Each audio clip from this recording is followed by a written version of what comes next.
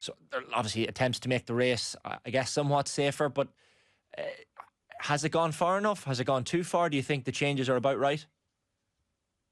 We'll find out, I suppose, over the next 5 years. I wouldn't even judge the changes on one running tomorrow. I think you need to give the litmus test time for it to bed in and to get an overview. And I think 5 years is probably a fair assessment. Look, the race was first run in 1839. Things were different. It was a completely different existence back then. The race has been changing ever since. The reduction in numbers from 34 to 40, I don't really... I find it hard to put into words, but I feel like the character of the National is the volume of the field, and the width of the track accommodates a huge number of horses. But as the fences were made a little bit smaller, the takeoff or the landing side of Beecher's Brook was levelled.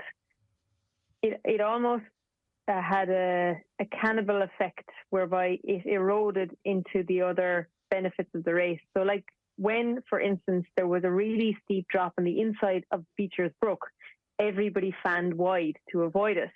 And now that that's levelled, everybody's riding it now like it's the canal turn. And that's actually becoming more of an issue than the size of the fence itself, because as Brian mentioned, daylight, there's none of that. Everybody's riding a lot tighter, which meant the 40 runners became the big issue. So they had to reduce the number of runners. But that issue came along in my mind because of the alterations to the fences.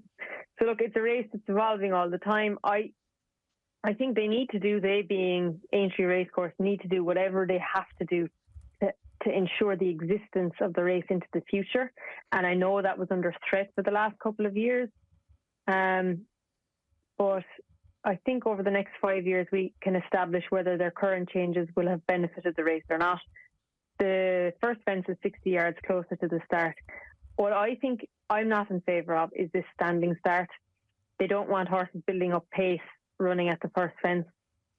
You move the first fence closer to the start for that very reason. A standing start is going to be, the guys mentioned it, that the starts are chaotic anyway.